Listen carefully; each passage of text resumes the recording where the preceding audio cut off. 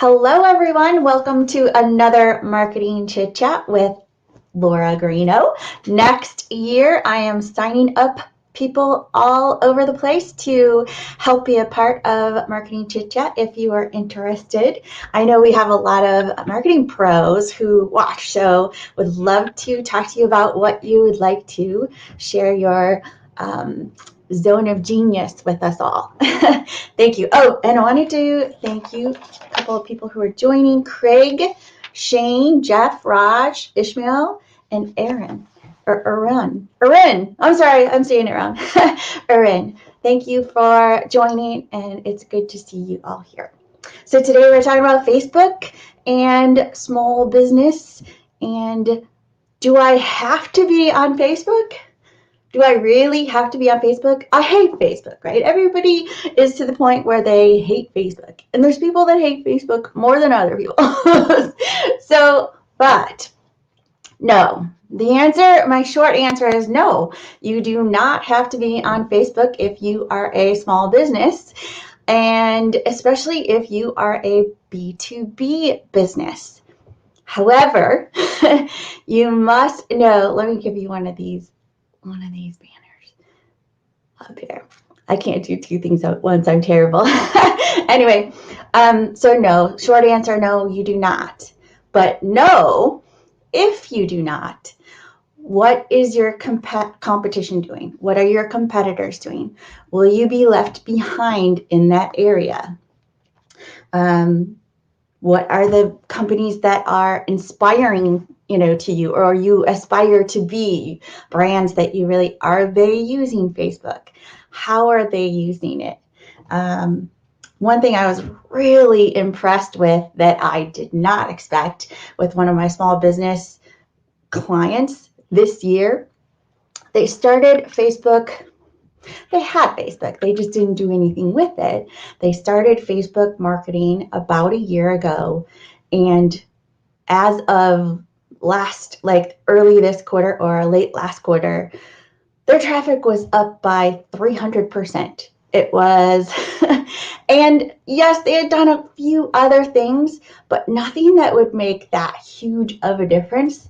So I was really impressed with that and did not expect Facebook and Instagram, they didn't even advertise really, a few dollars here and there, mostly just posting and engaging and trying to build their audience. But it did make a difference online. So it does know, if you decide not to do anything on Facebook, that you're missing an opportunity for online visibility for the rest of your business, your website, finding you online when someone needs you at the right time, right? And there's also an opportunity for credibility. So when they can see, so Facebook actually has not a bad, nothing's perfect. So there are fake people on there all the time, right? But they don't do a terrible job at weeding those folks out, because all of us kind of help to flag them, right, for them. Hey, this guy's spamming me. Hey, this is not a real person. Hey, this is someone who was hacked, etc. But in order to do anything on Facebook, you kind of do have to be a real person, even if you're not using your real name. So there is a credibility factor in the, when you see the clients engaging their own customer base, engaging with them in a positive way, even in a negative way, and how the business responds to that. It's just like online reviews on Google or Yelp or anywhere else that might be an industry online review site for your specific company or industry. It's a way to see what else is behind the scenes. So no, you don't have to, but those are the things you could be missing. If you are B2C, right, you're selling direct to consumers, I'm going to recommend it highly, right? I'm going to, especially if you are in e-commerce, anything around the home, right? Home buying, real estate, anything to fix in the home, anything to improve the home, any services about the home, anything around the home.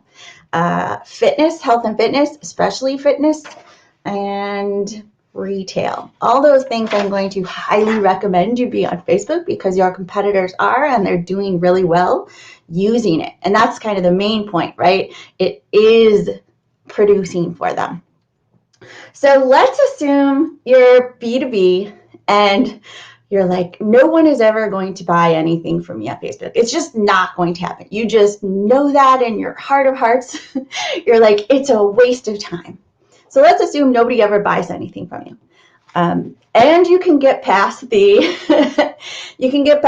online visibility bump that you might get, the credibility that you might help to establish with your online visibility and with your brand overall. And let's say your competitors are not doing squat. So there's still business reasons to be on Facebook, especially for B2B. It's about structure. So you have to know who, if you're using this as a B2B company, right, you have to know why you're using it and who you're talking to. So there's amazing targeting on Facebook when you're advertising, when you're using paid Facebook, which is something I kind of recommend now because it's, I mean, you don't have to, but it is easier to reach the audience you want to reach, and it's still relatively inexpensive, especially for a small business. So, all right, structure. So if you are B2B, you got to know who and why. But then there's these also other ways, right? Why would I do it if I know nobody's going to buy on it? Because maybe you need it for HR or recruiting, right? The people who you want to hire, you want to build this talented, high quality team of people that fit into your culture, that know who you are and what you care about. So you can use Facebook as a way to show future employees who the other employees are, some behind the scenes stuff, what your philanthropic goals are, how you give back to the community, kind of that just knowing you, to be known. This also can build deeper relationships with customers if that's one of your goals. So you just kind of have to know what your goal is.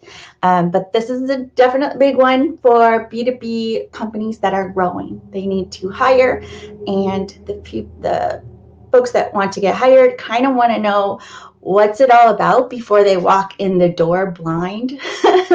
So they want to know if they fit. And this will be good for both sides. We'll let them see you a little more. Plus, you're kind of showing your good stuff, right? All the philanthropy and giving back and community. It's a way to connect with your community as well. So another reason might be just for customer service. Are you going to use Facebook for customer service? Are you not? If you're not, then you need to kind of state that clearly, right? That it needs to be known that this is how you reach us for customer service. This is how you take care of this issue if you're having this issue. This Facebook page is just for, this or that. Just be real clear and specific. It might be just for fun. You might have this really stuffy, you might be in a stuffy industry like finance or something. Sorry, finance, but so you might be in a stuffy industry and you still want to connect with people. The whole, especially the millennial generation and under, right? So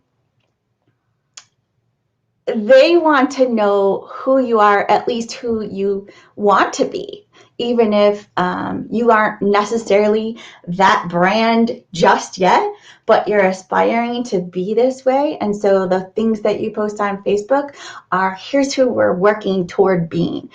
Here's who we want to be in the future. Here's how we're going to change the world, right?